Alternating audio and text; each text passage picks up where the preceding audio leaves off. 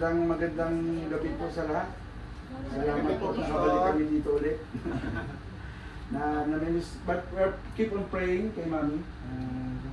Salamat po na for the successful na operation. Yun yung prayer request niya palagi din kay Kuya Robert. Sabi niya, please pray. Please, kami nagagala kasi na kami nakabisita dito sa kanya. Sabi niya Kuya Robert, masilan daw yung kalagayan niya. Kaya buti naman at nakauwi na rin siya. Pero sabi nga nung nakaraan, sabi ni Kuya, parang gusto bumalik.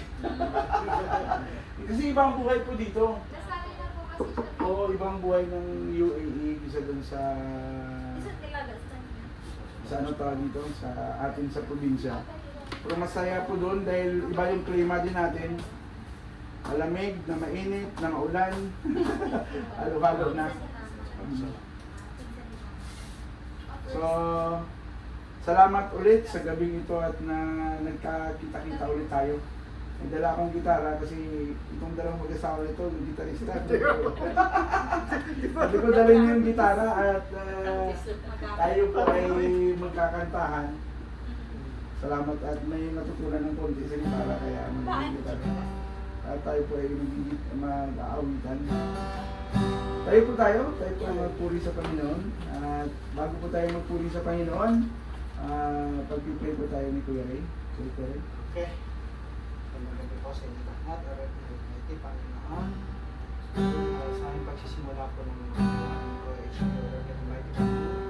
Ito po nawa Panginoon ang manahan po sa bawat isa po, sa puso ng bawat ito na ito, sa bahay po nito, puspusin po ng kabanalan na Lord. Ito po ang manguna, ito po ang mga susahan. Lord, muli po, tinataas po namin ang iyong banal pangalan. Ito po ang aming Diyos sa buhay. Ito po ang aming Lord of Hope. Muli, Panginoon, maraming salamat po sa ilang pong pagpuli at salamat sa matabi sa pangalan ni Jesus. Ang lahat ng nilalang na anak ng Diyos, nagsabi ng Amen. So, magandang gabi ulit. Tayo po ay aawit sa Panginoon. Kung alam niyo yung awitin kay buti-buti mo, awit tayo sa Panginoon.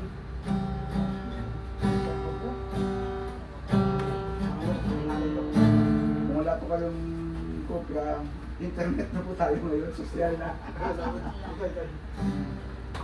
So, kung alam niyo po yung kanta, kantahin niyo po para tayo po ay magpupuri sa ating buhay na Diyos.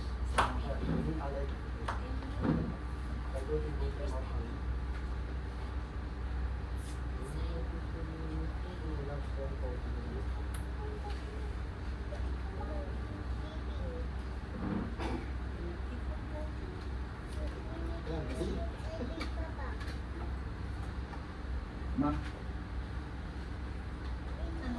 Siyempre. Si Ate.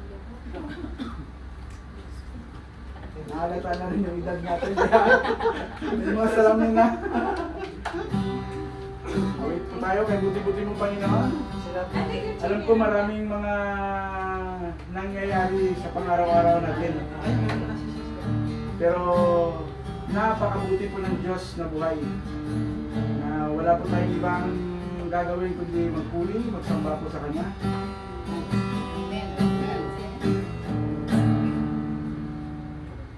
Buti-buti mo Panginoon sa lahat ng oras, sa bawat araw. Ika'y naging tapat kong magmahal.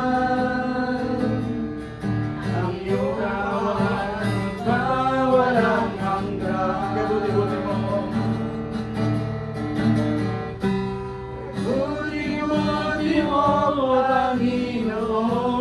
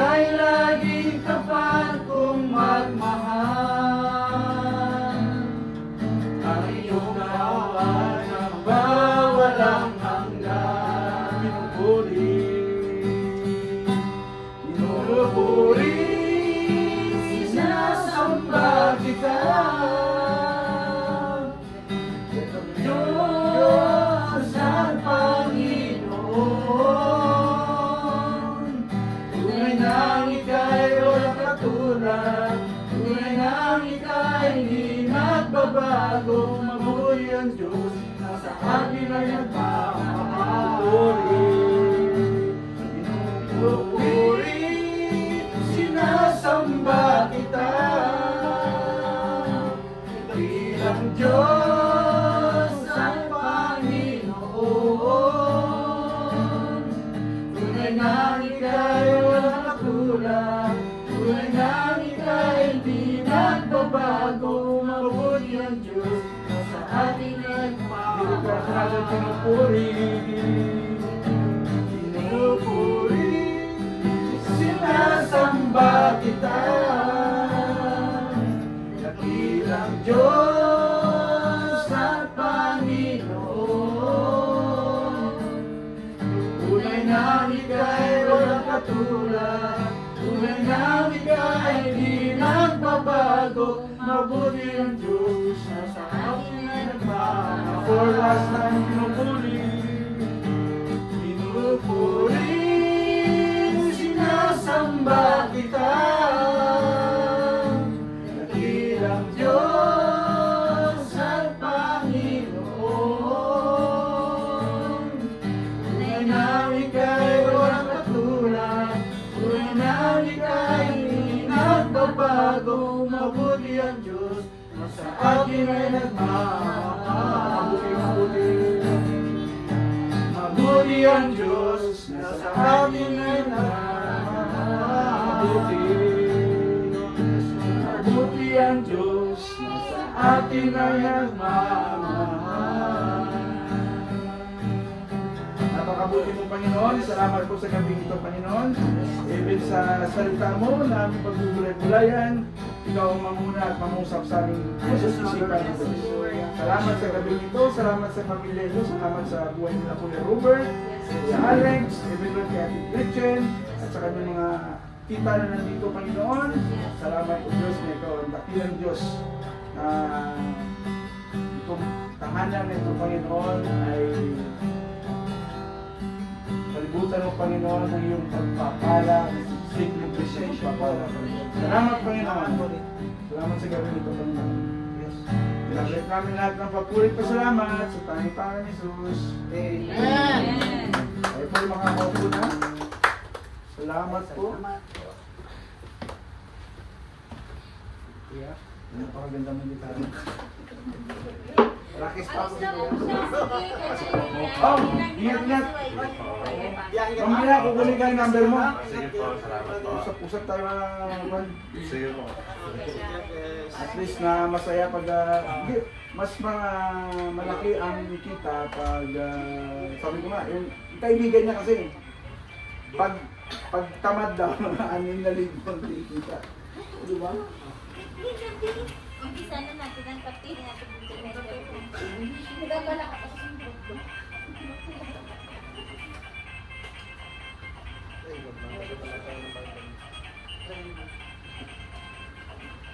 Sabi ni Chin, basahin mo na hindi ba yung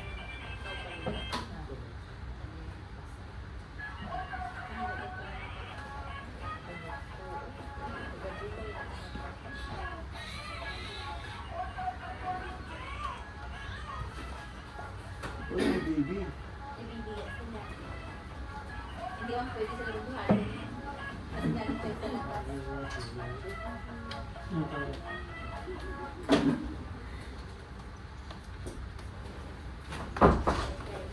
Oh, nilabas na yung baby. Ano pong pangalan Kaya niya? Babae ito eh. Ilang month na sa? 1 month na yun. One month na talaga siya. Oy, happy month. Wow, happy birthday! Happy first month. Alam laki niya. Siyempre kumakain. Lumidili pala. So, salamat po ulit sa gabi nito. Oy! Hello! Ang bati. Nagiging pastor tong baby na to. No? Sige, mo lang po siya. Wala sa daan dati, Richard. So, Dito na lang. salamat at nakabalik po tayo dito na mag-aaral ng salita ng Diyos. At alam kong sa dami ng panahon, sobrang busy din natin. Diba? Na lahat na lang yata ng nasa isip natin bilang OFW, trabaho. No? Minsan, kahit yung pahinga natin, iniisip natin kung paano tayo kumita pa rin eh. Diba? Yun yung kadalasan na... Ilang taon ka dito kaya, Robert, sa kan? Oh, bata pa. Kaklase yata kayo kuya. 10 taon ka na rin dito, di ba? Maabot ko pa kaya yung edad yun, 10 taon. Abutin mo pa, basta. Pero salamat, pero hindi rata. Akala mo, parang 35 lang. Dito? Pero ilang taon ka naman sa ngayon? 47. Oo, batang-bata. Parang 35 pa lang eh. So, ano nga pangalan mo natin? Lisa. Si Kamoy, hindi rin alam. Ha? Charis. Charis. Sampol yan sa atin, si Sampol. Diba, manalapit na si Charis. Ngayon, si Kwan ang pangalan niya. Cyrus. Si Charis na? Jake na, si Jake. So, ngayong gabi po ay magbubulay-bulay tayo. Life after death. Yan po yung ating pag-usapan ngayon ng panahon. So, marami sa atin, kahit saan man tayo mapunta, ano man yung edad natin, ang laging tinatanong natin, pag tayo ba ay kinuha ni Lord, sigurado ba tayo kung saan tayo mapupunta? Or nakakasigurado ba tayo kung tayo ba mapupunta doon sa pinangako ng ating Ama sa langit? Or pinangako ng Ama na sa kadiliman sa impyerno? So, kung kayo pagpipiliin, alin ang gusto nyo? Langit o impyerno? Langit siya. Gusto ko, langit. Parang natandaan ko dati na nagkaroon kami ng naimbita ako sa isang isla na may namatay doon. Tungtuwa ako. Hindi naman sila natutuwa. Natutuwa ako kasi bakit? Yung pari doon, ayaw niya magpunta doon sa ano tawag dito, sa isla kasi maalon. Ay, tungtuwa naman ako. So, pwede ka ba? O, punta ka doon sa isla. Tapos, nagpipits ako gabi-gabi. Tapos yung unang gabi ko doon, puro lasinggero. Kaya mo na pag sabi ng nagpaalam pa yung isang lasinggero sa inyo, Pastor, umanin na kasi minsan ko kung makasama yung tropa niyo daw kasi yung namatay. Sige po ka. No, ingat po. Ingat ka. Usap na lang tayo. So sabi nila, huwag umanin mo na Pastor dahil katropa ko ito kaya na iiyak daw siya dahil wala na siyang katropang mag-inom. Naunahan na daw siya. Kaya sabi ko, okay lang, no problem. Ay tatlo silang lasing. Habang nagsisimula na ako, maraming tanong yung isa. Sabi ng isa, ginununok. Tahimik ka muna. Binapatahimik niya. Tapos nung nagtanong ako, sino bang gustong pumunta sa langit? Morning po. At tita mo rin Hello po. Ay, ito yata yung sinasabi ko dati nung Oo, naka-attend. Oo. Buti naman, ipangita ulit tayo eh. So, sabi pa niya, ano tawag dito? Oh, Tumuhi ka pa. Good evening. masaya talaga itong pamilya na to dahil ang dami, nakakatuwa kasi ang dami nyo dito. Pantay naman sila sa kanila. Ano, diba? So, pinapipili ko sila kung saan nila gusto. Kahit lasing pala, nakakaintindi kung saan niya gusto eh. O, sabi niya gusto niya po, ayaw niya sa impyerno kasi mainit. At gusto niya sa langit dahil wala nang beer. May ganun pang sistema. Pero ngayong araw ay pag bubulay-bulayin natin, life after, anong mangyayari pag tayo po ay kinuha na ni Lord? Diba? Nakakakaba ba yun? Kung sa inyo, sa palagay nyo, nakakatakot ba na mawala tayo dito sa lupa? Sa akin, Pastor Ruben. Hindi naman. Sa ngayon pa lang. Kaya siya at my age na. Hindi na. Diba? At Casey, di ba? Casey ba? Oh, tama, Casey. Ikaw, Casey, anong nararamdaman mo pag pinag-uusapan yung kamatayan? Dapat magka-boyfriend mo na. Work muna. Work muna. May, sa palagay mo, ano po yung nararamdaman mo? bilang isang Kristiyano naman po tayo. Ah, Siyempre kapag kamatayan po yung pinag-uusapan, may excitement ka. Excitement, ayos! May excitement. Eh, siyempre po, yun naman yan. Kumbaga, as a Christian po. Hindi naman natakot tayo takot sa kamatayan. No. At least excite. Si, ano nga pangalan mo ate? Ano pangalan first name mo? Regine. Mga singer pa nandito. Kinsey, si Charis, si Gretchen. Singer tsaka artista eh. Mamaya magsasample ng mga ito eh. So kung ikaw tatanungin ati Regine, ano po yung nararamdaman mo pag pinag-uusapan ko yung about life after death? Yung kamatayan. Hindi pa iniisip. Oo. Si Ate Charis, kamusta naman? Ano po ang nasa isipan mo sa ngayon? Idea. Hmm. Ha? Normal pa lang. Oh, Ate Gretchen? Malalim. Siyempre may takot pero gusto natin Yes. Sabi pa nga, lahat tayo, what awaits death? Lahat tayo, sabi ng Hebreo, just as a man is destined to die once. Isang beses lang tayo mamamatay. Wala pong hindi po tayo pusa. Siyam na buhay ang meron sa pusa, hindi po tayo ganun. Isang beses lang po tayo mamamatay, and after that, we face judgment. So, isang beses lang po lahat tayo, walang exempted. Na kahit na ano tawag dito, kahit malakas ka o anong sa atin sa Pilipinas, when it comes to politics, palakasan. O dito, makaapo, hindi naman yata. O dito, maka Duterte. Nasaan ka? Sa gitna? Wala. Sa gitna. Kay Lord daw, kay Lord. Yun yung, ngayon, nag-aaway-away kahit saan. Actually, kahit dito sa gitna silangan, yung magkakapatid lang mga yan, yung Israel, Iran, magkakapatid lang mga yan, pati dito, lahat yan dito ay, kung titingnan mo ay magkakapatid lang tayo lahat. Diba? Walang ano tawag dito, walang exempted, but sometimes sa magkakapatid ay minsan meron ding hidwaan o merong iringan, lalo na yung pinag-aagawan ay isang paso. Akin yan, di ba? Sa Pilipinas, ang dami mong makikita, nagpatayan, magkapatid, dahil lang sa isang paso. Di ba? Kaya, salamat sa lola ko, wala kaming paso, hindi naman sa amin.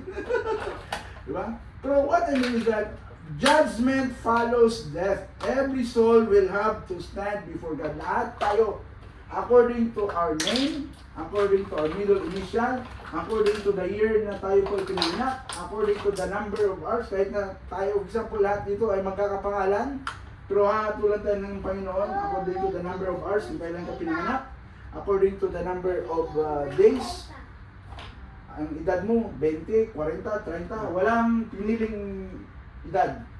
Tayo po ay haharap sa ating Panginoon ng isa-isa. At tayo po ay haharap kung ano ang meron tayo dito sa ilibabaw ng mundo. So, yun yung kamatayan. And then, what is judgment? Ang sabi ng Revelation, and I see the dead, small and great, standing before God. And book were opened. Another book was opened, which is the book of life. Kung wala po tayo doon sa tinatawag na book of life, ay malamang ay doon po tayo sa dagat-dagatang apo. Which is yan ang pag-aaral natin ngayon. But, pwede po tayong makakasigurado habang buhay. Kasi meron, dati may matanda na ako na tanong eh, Lula, pag namatay ba tayo ngayon? Ay, tutoy! Matanda na ako! Yung mga gano'n. Hindi ko na kailangan yan! Yung mga gano'n na mga pasakali, but habang nandito pa tayo sa mundo, either except na lang kay baby kasi ang lahat ng mga baby ay anghel, mga inosente. Kaya, kahit ito si baby, yan, mga inosente mga yan. Kung kukunin man sila ni Lord, they go directly to heaven or to the paradise. Yun yung, kumbaga, sabi pa nga ng iba, meron ka ng angel, kay party angel ka na doon pagdating may ano tawag dito, si-serenade na sa'yo pag, oh, nandito ako tita! Oo, yung mga ganun. Kung sino mauna. Diba? So, lahat tayo ay kung wala doon sa pangalan, sa aklat ng pangalan ng buhay, ay aatulan din tayo ng Panginoon. So, lahat tayo ay kailangan natin malaman kung saan ba tayo pupunta, either hell or heaven. Kailangan natin malaman. Dito pa lang, buhay pa tayo. Hindi yung meron na yung mga pilosopo, malalaman ko na yan pag napatay na ako. Saan ba ako dadalhin ng Panginoon? Diba, yun ang lagi nilang kuhan. Kaya dito sabi nila, bakit pa mag-aaral ng salita ng Diyos? Buhay pa naman ako. Dapat pag namatay na, doon ko na malalaman. Hindi, habang buhay pa po tayo, kailangan natin malaman kung saan ba tayo patutungo. So, una, pag-aralan din is, how does the Bible picture hell? Unahin natin yung medyo masasayang parte. Diba? Marami kahit na, kanina sabi ko kahit yung messenger, ayaw niyong pumunta ng hell. So, this is the place where Satan and his demons and all sinners will be condemned. Matthew, sabi ng Matthew, then he will also say to those on the left hand, depart from me, you cursed, into the everlasting fire and prepare to the devil and his angel.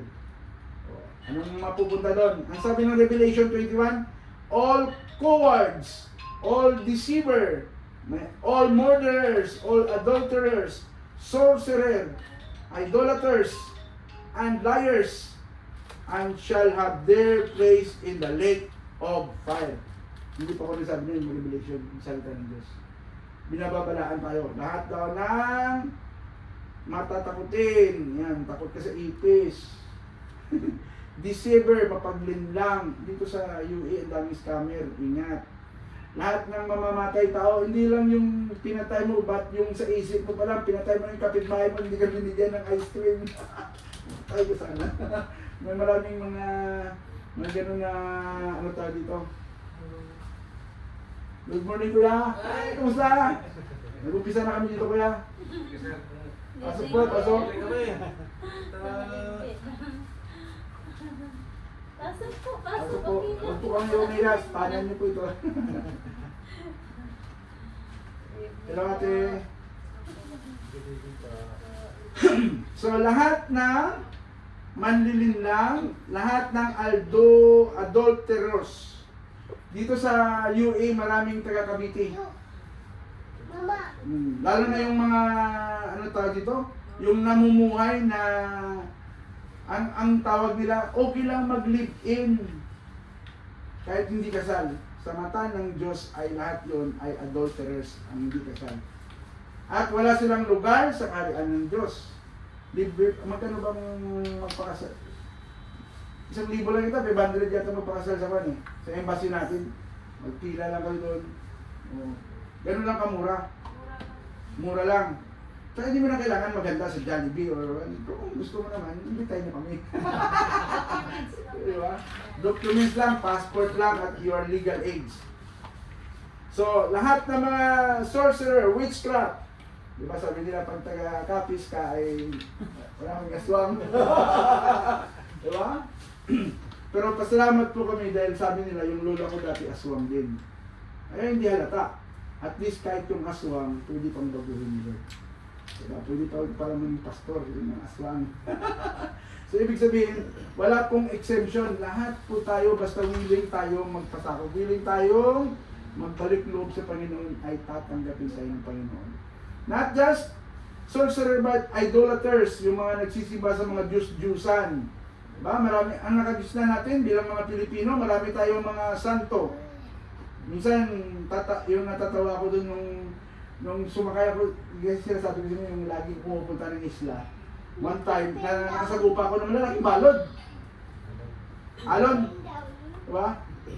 Siguro mga 3 to 5 story building. Grabe yung alon. Yung lahat doon ng mga kasama ko, nagdadasal na, tinatawag lahat ng santo nila. No? Hindi naman sa kinukutsa ko, pero anong tawag dito, ang sabi ng salita ng Diyos, ang lahat na nagsisimba sa iba't ibang Diyos-Diyusan ay walang lugar sa kaharian ng Diyos. Hindi lamang yun, minsan akala natin yung litrato, yung kwan, akala natin, or marosaryo, mga kwan. Minsan, alam niyo ba, minsan yung trabaho natin, nagiging idol na rin natin. Wala na tayong time na magsimba, puro na lang tayo. Tayo mga OFW, lagi na lang sa isip natin parang, pag hindi tayo nakasimba, o pag hindi tayo nakapagtrabaho, parang akala natin lugi na yung buong araw natin. Pero laging tandaan natin na may Diyos tayo. Sino ba nagbigay ng kalakasan? Sino ba nagbigay ng lakas sa atin? Ang Panginoon din. Sino nagbigay ng, alam niyo ba na yung trabaho na yun ay binigay din ng Panginoon para sa atin? Kailangan, at salamat ako sa pamilya na ito dahil binuksan niyo po yung kanan niyo. Kasi ito po yung mga pamamaraan na kahit papano po ay sa sobrang busy nyo, salamat din no, na makarinig tayo ng salita ng Diyos. Yun yung malaga. Para balang araw, pag nagkita-kita tayo sa langit, ay si Kuya pala yun eh. Ano ang pangalan mo ni Kuya? Si Kuya Bong pala yun. Si ate, ano pangalan mo tayo? Juby. O di ba? At si Kuya Robert, dalawa, wala dito si Kuya Robert, may isa eh. Dalawa silang Robert. Pag dumating pa dun sa, ano sa patay Robert to, di ba? Edelberto yung isa eh.